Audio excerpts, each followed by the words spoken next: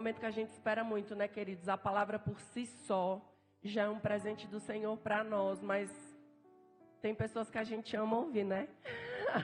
E o Senhor é uma delas, pastor. Que Jesus abençoe sua vida, sua casa. O Senhor também tem sido uma referência de pai. Que a sua casa seja frutífera, próspera, por causa daquilo que o Senhor decidiu ser. Que a referência do Pai eterno continue reverberando através da sua vida. E que o Senhor continue sendo a resposta para a sua casa, para a nossa casa e para essa casa espiritual. A gente ama o Senhor, viu? Estenda suas mãos para cá. Senhor, meu Deus, meu Pai, no nome de Jesus, nós abençoamos a vida do teu filho, porque nós sabemos que ele já está nas tuas mãos. Que a palavra que foi liberada pelo Senhor para ele, para que ele pudesse trazer para as nossas vidas, possa frutificar no nosso coração como um terreno fértil, a 100 por 1 para o propósito a qual ela for designada. Então nós abençoamos a vida do teu filho com toda sorte de bênção, no nome de Jesus. Paz do Senhor, igreja. Tem alguém que nos visita hoje? Tem alguém? Então, como não tem ninguém que nos visita, eu queria só reforçar. Você que já sabe, domingo que vem não vai ter culto. Porque sábado é a festa. Então você está sabendo, você já anotou na sua agenda. Não vem aqui domingo de manhã, só se você for muito crente, irmão. Aí você vai vir, me pede a chave emprestada. No sábado eu te empresto a chave, você vem orar. E é capaz que você vai estar aqui sozinho. Mas domingo não vai ter culto, porque sábado é a nossa festa caipira. Se envolva com as barracas, se envolva com essa festa, porque o nome do Senhor vai ser glorificado. Parabéns a todos os pais, parabéns àquelas que precisaram assumir a paternidade. E aqui no nosso meio tem um pai muito especial, que é o seu Lisboa. Ele é pai de pai. Parabéns, viu, seu Lisboa? É um privilégio para um pai ver o seu filho crescer.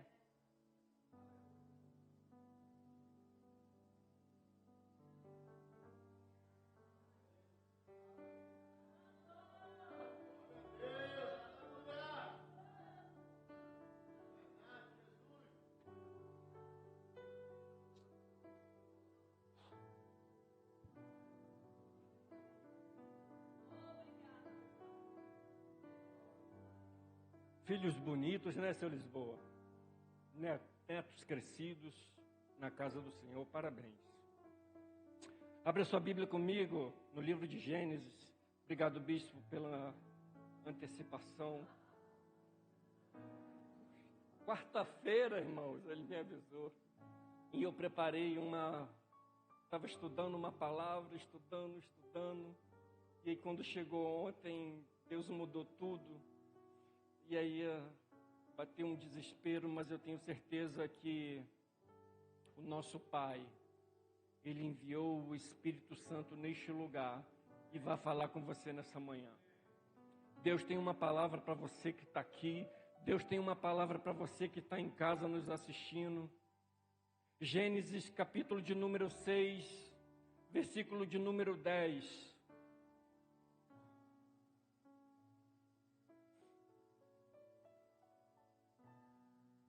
Diz assim a palavra do Senhor: e gerou Noé 3 filhos, Sem, Cão e Jafé. Feche os seus olhos, vamos orar mais uma vez. Pai, obrigado por essa manhã. Obrigado, Deus, porque a paternidade do Senhor nos alcançou. E Tu és o único digno de receber a honra, a glória, o louvor. Porque foi o Senhor que entregou o Seu único Filho por nós. E nessa manhã nós queremos glorificar o Filho, nós queremos glorificar a Ti, Pai. Então, em nome de Jesus, continua falando com a Tua igreja através da Tua palavra. Em nome de Jesus, amém e graças a Deus. E gerou Noé 3 filhos, Sem, Cã e Jafé. Nos dias atuais, quando a gente vai ter filhos, a gente faz um levantamento, a gente faz um planejamento familiar. Muitos de nós, quando nos casamos e planejamos ter filho, a gente vai sentar com a esposa e vai olhar a receita e vai ver se aquilo que a gente tem, que a gente conseguiu conquistar, se o nosso salário é suficiente para poder sustentar uma criança. Será que vamos dar conta de pagar a escola? Será que vamos dar conta de pagar a babá, o balé, o judô, a natação? A gente começa a levar em conta os custos da criação de um filho. E muitas vezes a gente se assusta. Fala, Senhor, é possível, irmãos. Mas a gente faz um outro levantamento também. A gente faz um levantamento social. A gente começa a olhar à nossa volta e a gente se assusta com a geração que a gente está vivendo. E fala, Senhor, eu vou botar um filho no mundo, nessa atual geração que está tão perdida. Como que eu vou criar o meu filho nesse ambiente que está perdido? Como é que eu vou educar a minha princesinha, o meu príncipe? O mundo parece estar perdido. A maldade reina. Além dos custos financeiros, como é que eu vou educar o meu filho nesse ambiente de pecado, de perdição? E a gente começa a fazer um levantamento e a gente muitas vezes fica assustado. E o texto que a gente acabou de ler vai contar a história de um homem que teve 3 filhos em meio a uma geração completamente perdida. Em meio a uma geração que não tinha mais saída, a ponto de Deus, no seu íntimo, querer anular tudo aquilo que ele construiu. Deus vai resetar, Deus vai reiniciar, porque aquela geração dos tempos de Noé estava completamente perdida. Então Deus decide exterminar aquela geração. Ele vai findar com aquela geração. Mas Gênesis capítulo de número 1 vai dizer que tudo aquilo que Deus fez era bom. E Deus não erra naquilo que Ele faz. Deus não erra nas suas escolhas. Mas no meio do caminho, a criação de Deus se perde. E Deus se entristece. Então Ele vai encontrar um homem em meio a uma geração perdida. Ele vai encontrar um pai. O pai de Sem, o pai de Cã e o pai de Jafé. E o texto vai dizer que esse pai, ele era justo, ele era reto e ele andava com Deus. Havia 3 atributos para esse homem em meio a uma geração completamente perdida, que destacava-se no meio da sociedade. O texto vai dizer que Noé era destaque na sua geração. Ele era diferente na sua geração. Ele era reto, ele era justo e ele andava com Deus. E é muito interessante que quando você vai ver a genealogia de Noé, você vai perceber que muito próximo de Noé, o seu bisavô se chamava Enoque, o homem que andava com Deus. E esse é um legado de uma geração. O seu bisa, seu Lisboa, andava com Deus. E esse comportamento vai passando de pai para filho e alcança Noé, que tem uma herança genética de uma família de homens que andavam com Deus. E é bem verdade que nós queremos que os nossos filhos andem com Deus. É bem verdade que nós queremos que os nossos filhos cresçam num ambiente saudável, puro, santo, de princípios. Mas esse filho, essa criança precisa olhar para a sua genealogia encontrar homens e mulheres que andam com Deus. Homens e mulheres valorosos. Sabe, às vezes você tem na sua casa um filho, uma filha que muito te imita, que quer ser como você, mas eu não sei se você conhece, tem muitas crianças, muitos jovens e adolescentes que não querem ser o que o pai é, o que a mãe é. Se você perguntar para muitos jovens cujo pai é médico, é advogado, é doutor, ele quer ser qualquer coisa, menos aquilo que o pai é. Porque o pai deixou de andar com Deus e se dedicou muito mais à profissão. O pai deixou de andar com Deus e se dedicou muito mais ao externo e deixou o interno ausente.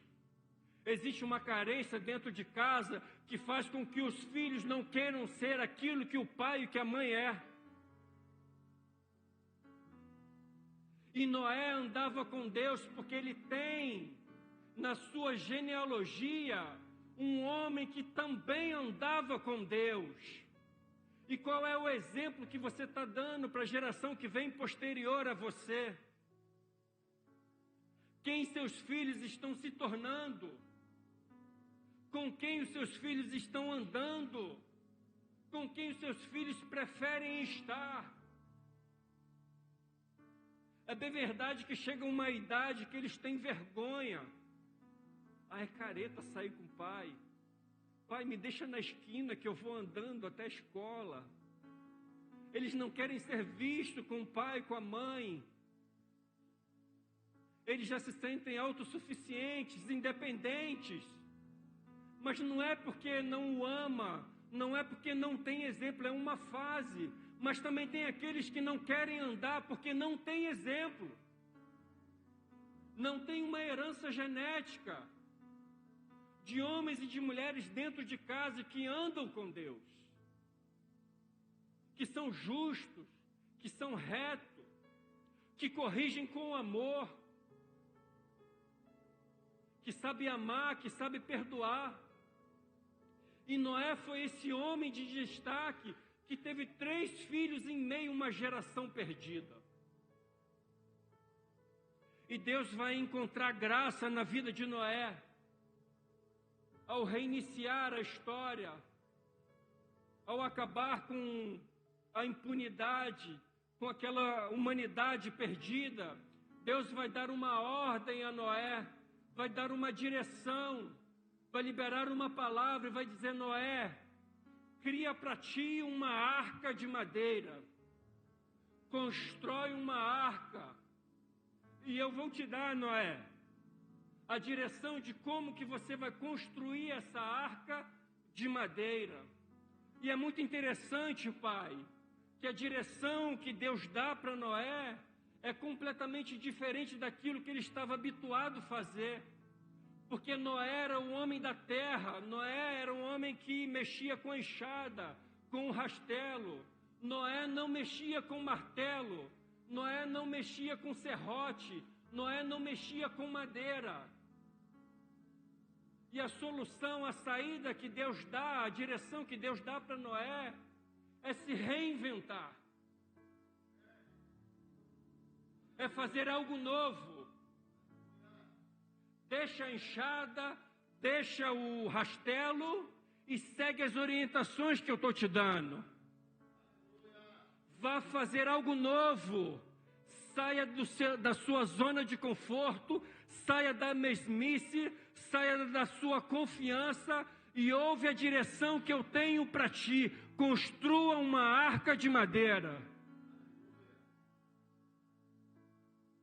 E é isso que muitas vezes a gente tem que fazer, irmãos.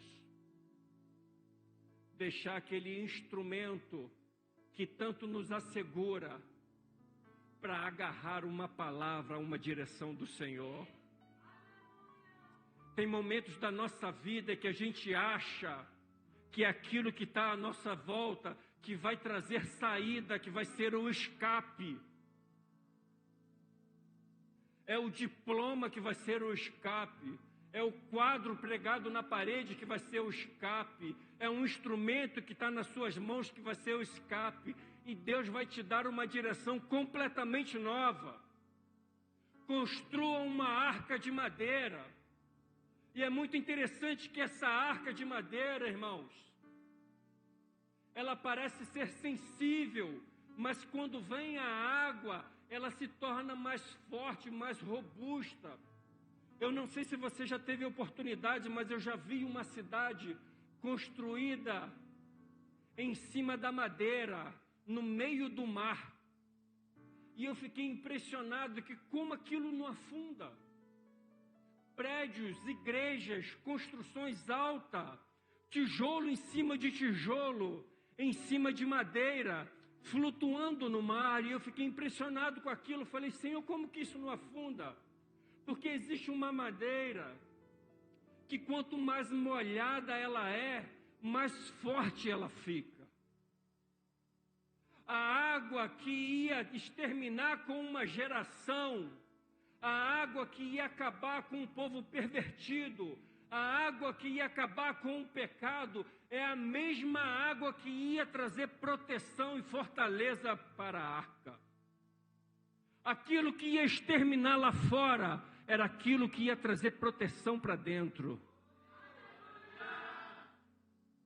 Para muitos era desespero, mas para Noé era segurança. Muitos estavam desesperados, mas Noé estava seguro. A sua casa estava segura, a sua família estava segura. Parecia ser frágil, a água vinha e ia estourar tudo. Não ia. Porque Deus é perfeito nos seus planos. E a água ia trazer robustez. E enquanto Noé ia construindo a arca de madeira, Deus vai dar uma palavra para tampar as brechas com betume, por dentro e por fora. Então aquela arca estava completamente impermeabilizada. A água não ia trazer problema nenhum, não ia abalar a estrutura, não ia afundar. E o betume é justamente para isso. A água ia trazer robustez à madeira. Mas se houvesse algum furo e entrasse água, ia afundar a arca. Então a mesma água que poderia afundar a arca, ela estava assolando uma sociedade lá fora e trazendo robustez para a arca. Fortaleza, segurança, firmeza. E Noé, enquanto você estiver construindo uma arca, quando você estiver pregando as madeiras, botando madeira sobre madeira, botando betume, tampando os buracos, lá em cima você constrói uma janela. Lá em cima você libera um espaço de ventilação, para que você não olhe na sua lateralidade, para que você não olhe aquilo que está acontecendo ao lado, para que você não veja aquilo que está acontecendo do lado de fora, na sua dimensão. Porque aquilo que eu tenho para você, Noé, aquilo que eu tenho para você, papai, a dimensão ela é do alto, não é do lado. Não olhe para aquilo que está ao seu lado, a janela é para você olhar para o alto. Eleva os meus olhos para o alto, de onde me virá socorro. Evangelho de Lucas, capítulo de número 4, vai dizer que no início do ministério de Jesus, logo assim que ele é batizado, ele é levado ao deserto, e lá ele é tentado pelo diabo. E o diabo vai levar ele ao alto monte, e vai pedir para ele olhar para baixo, vai dizer, olha os reinos, olha os poderes, olha as riquezas, olha as construções, tudo isso eu te dou. O diabo eleva Jesus para o alto e manda ele olhar para baixo. E a janela na arca é completamente ao contrário. É Deus dizendo, para de olhar para baixo e comece a olhar para cima. É de lá que vem o teu socorro. Pare de olhar para baixo e achar que as riquezas e os reinos vão ser saída. A palavra de Deus vai dizer: onde está o teu coração, ali está o teu tesouro. O diabo eleva Jesus ao monte e começa a mostrar reinos, riquezas, tudo embaixo. Tudo na mesma dimensão em que eu e você vivemos. Nós vivemos nessa dimensão. Existe uma casa no condomínio ao lado da sua, que talvez você muito deseja. Existe um carro. Qual o nome do carro? Qual o nome do carro, bispo? X6. E você vai desejar esse carro. Ele é bonito, irmãos. Ele é confortável por dentro. Oh, irmãos, ele é lindo. Tem muitas coisas no nosso plano que a gente vai desejar, irmãos. E o diabo tentou mexer com essa vaidade de Jesus, elevando ele para o monte e dizendo: se prostrado me adorares, se mudar o teu foco, se no meio da jornada você mudar o teu foco e deixar de desejar as coisas do alto e começar a desejar as coisas do plano, eu te dou as riquezas. Se prostra diante de mim. Aquela casa, aquele carro. Irmãos, não tem problema nenhum desejar isso. Eu quero a minha casa. Eu quero um carro melhor. Mas a saída da arca é uma janela no alto. E a saída e a fonte para mim e para a sua vida, ela vem do alto. José, quando ele é lançado numa cova, a única coisa que resta para ele é olhar para o alto. E talvez é isso que muitas vezes está faltando na vida de muitos homens, de muitas mulheres. É mudar o plano, é mudar o foco, é regular a lente do óculos e é olhar para o alto, irmãos. A saída, ela vem do alto. A gente cria muitas saídas para os nossos problemas. A gente começa a orar a Deus, pedindo para que Deus libere uma causa na justiça, porque você acha que se o martelo bater, aquela vai ser a sua saída. Você ora por uma porta de emprego, porque você acredita que as suas finanças vão ser transformadas quando você tiver um salário melhor.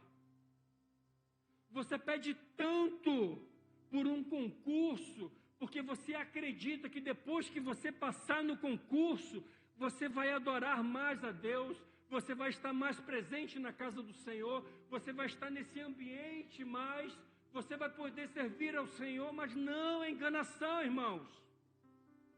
Isso são saídas terrenas. A nossa saída, ela vem do alto, ela vem de um plano superior. Elevo os meus olhos para os montes, de onde me virá o socorro? O meu socorro vem do Senhor, que fez os céus e a terra. Aleluia, o meu socorro vem do alto, o teu socorro vem do alto.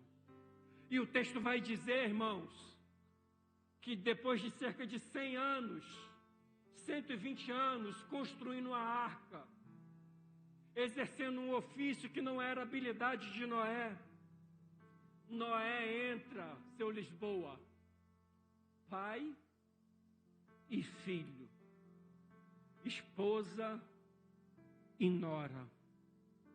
E esse é o maior desafio da nossa vida. Não é construir arca, não é botar madeira sobre madeira. O maior desafio é colocar a sua família no projeto que Deus te entregou. Você pode vir aqui sozinho, orar, jejuar, você pode ministrar, você pode tocar, você pode cantar, mas o maior desafio é subir a rampa da arca e estar do seu lado a esposa, o marido, o filho, as noras. E o que esse pai tinha, irmãos? Que durante 120 anos conseguiu trazer a família para perto de si. A nossa esposa não consegue esperar a gente uma semana para trocar uma lâmpada.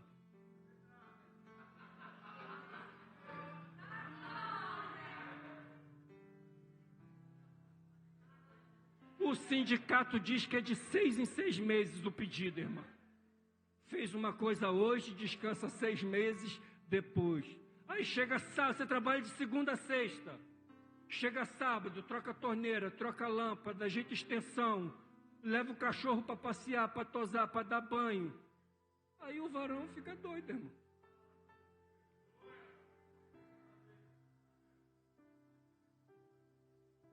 A mulher não consegue esperar, irmão, uma semana para o varão trocar a lâmpada. É difícil, irmãos. Por incrível que pareça, eu já tomei choque trocando lâmpada. Não é fácil, irmão. É difícil. Mas o que esse homem faz, irmãos, para durante 120 anos conseguir trazer a sua família para esse projeto chamado Arca? O que esse homem tem? O que essa família tem? Que eles conseguem subir a rampa juntos, irmãos. Que eles conseguem entrar juntos. Que eles conseguem dia após dia, martelada após martelada, estarem juntos. E na nossa vida a gente desiste por tão pouco, irmãos. Sabe, se domingo de manhã a gente discutir com a esposa ou com o marido, sabe o que você fala? Vai sozinho, hoje eu não vou não. Se você quiser, você vai sozinho. Hoje eu não vou. Numa manhã, irmãos, em meia hora, em 5 minutos você consegue desistir de um culto. Só porque discutiu com a esposa ou com o marido. O filho fecha a cara, o marido emburra, a esposa desce do salto, fala, se quiser vai sozinho. Não vou não. Irmão, 120 anos não são 120 dias. É muito tempo para você ter a sua família ao do seu lado. É muito tempo para vocês estarem juntos no mesmo propósito. E a gente está desistindo por tão pouco.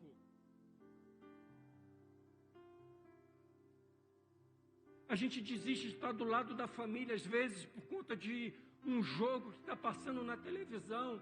Vá sozinho. Vá sozinha.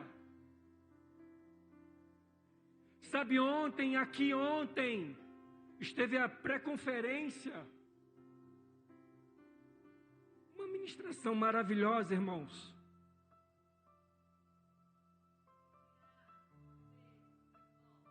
Uma preparação das mulheres para a conferência. Uma palavra poderosa.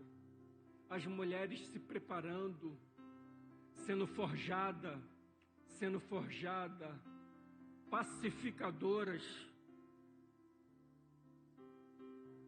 Sabe, mas só que a família precisa estar junto. As mulheres estavam aqui onde os homens estavam. Onde você estava, varão? O que é que você estava construindo? Porque o projeto da arca não é para a mulher subir a rampa sozinha. Não é para o marido subir sozinho.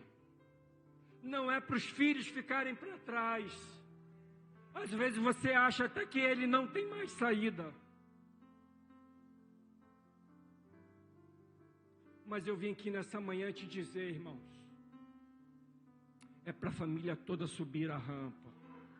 Oh, aleluia! Ninguém vai ficar para trás. Ele não vai ficar para trás. O seu filho não vai ficar para trás. A sua filha não vai ficar para trás. Ou vocês vão subir de mãos dadas essas escadas. Oh, Espírito Santo de Deus. O projeto é para toda a família, irmãos. Ninguém vai ficar para trás. Ninguém vai ficar para trás. Oh, aleluia. E o texto vai dizer que depois que eles sobem, que os animais sobem, Deus fecha a porta. E é muito interessante, irmãos, que se fosse Noé que fechasse a porta, é bem verdade que talvez ele ia se comover com alguns gritos, com alguns choros, com o desespero de alguma mãe que estava do lado de fora, mas que teve cerca de 100 anos para endireitar os seus caminhos e não deu ouvido à voz do Senhor. Mas a porta ela é fechada pelo Senhor. O tempo do convencimento acabou. E porta fechada não é o sinal do fim. Às vezes a gente acha que quando a porta se fechou, o mundo desabou. Você entra para dentro do quarto e você começa a chorar. Mas porta fechada por Deus é livramento. Porta fechada por Deus é o início de uma nova história. Às vezes você está achando que a porta não se abriu para você. E é o fim. Não é o fim, é o começo de uma nova história. É Deus preparando um novo tempo sobre a sua vida, sobre a sua casa, sobre a sua família.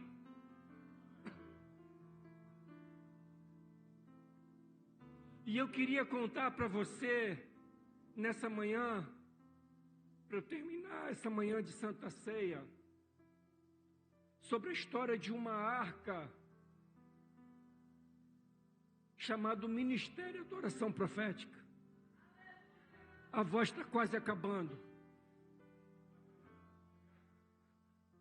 Mas esse projeto, ele iniciou com uma palavra do Senhor.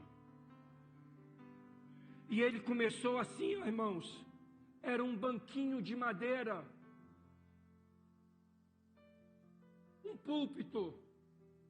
Onde havia um homem que ele sentava no banquinho, que ele tocava o violão, que ele ministrava o louvor, ele encerrava o louvor e ele ministrava a palavra. E quando ele terminava a palavra, ele descia do púlpito e ele ia para a saída para despedir os irmãos. Esse projeto da arca começou assim.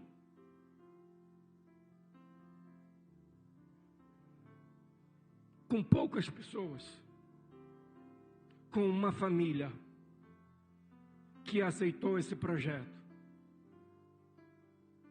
Havia apenas um violão, irmãos. Havia só um violão. Havia somente um pedestal para o microfone. E havia uma família que embarcou nessa arca.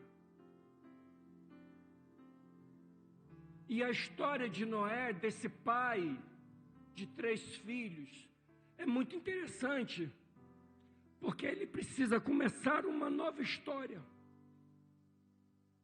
um novo tempo. A terra precisa ser povoada, a terra precisa ser plantada. E quem Noé tem para construir tudo isso, seu Lisboa, senão seus 3 filhos, a sua esposa e as suas 3 noras? Começou pequeno na vida de Noé. A história de Noé, ele viu um mundo perdido e construiu uma nova história com seus filhos.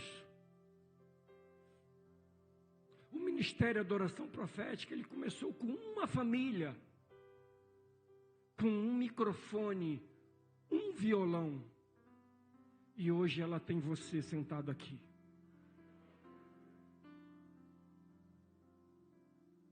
Daqui a pouquinho, todos os seus vão estar sentados do seu lado.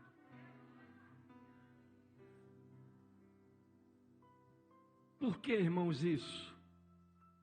Porque Deus liberou uma palavra: construa, construa, construa, progrida, construa.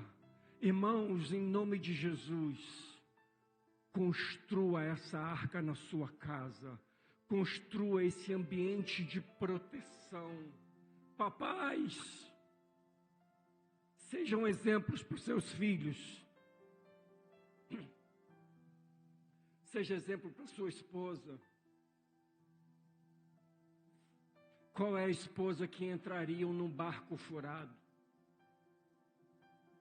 Mas nós tivemos uma esposa que entrou numa arca betumada, sem brecha.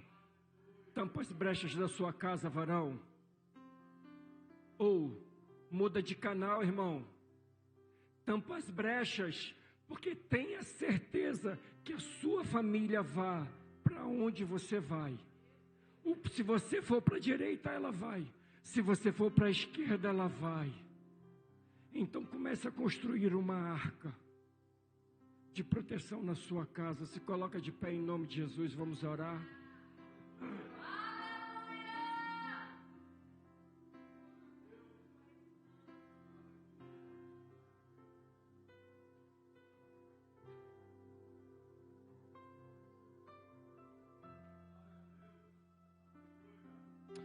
Sabe o que acontece muitas vezes, irmãos? É que às vezes a gente é imediatista. Deus libera uma palavra sobre a nossa vida, sobre a nossa casa, e a gente quer que aconteça de imediato.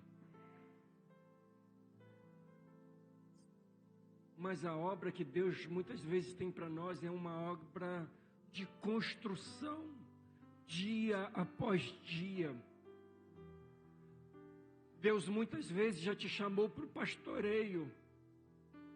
E você às vezes fica se perguntando: Senhor, quando é que vai acontecer? Senhor, quando é que eu vou ser enviado? Quando é que o passaporte vai ser carimbado? Quando é que a África vai chegar? Quando é que eu vou subir a um púlpito e vou pregar? Eu tenho promessa. Irmãos, eu só tenho uma coisa a te dizer. Continua dando martelada na madeira, irmãos. Continua pregando, continua construindo, continua fazendo. Porque a hora vai chegar, irmãos. A hora vai chegar. Deus é fiel em cumprir a sua palavra. E eu queria te convidar a colocar a mão no seu coração. E a você orar nessa manhã. Nesse projeto. Nessa arca chamada família. Em você começar aí no seu íntimo a construir. A levantar madeira sobre madeira. Sabe, tem muita gente que está aqui, que precisa não só construir, mas precisa destruir dentro da sua casa para começar a construir. Tem gente que está aqui que antes de querer entrar na arca, precisa largar do controle remoto. Então comece a orar ao Senhor nessa manhã. Comece a falar com Ele. Comece a falar, comece a construir. Comece a construir. Fale com o Senhor nessa manhã.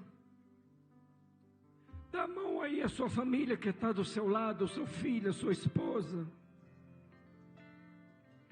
E sela essa união. Sela essa aliança nessa manhã. Uma unidade de que vocês vão seguir juntos até o final. Oh Espírito Santo de Deus. Seguro estou nos braços da daquele que nunca me deixou.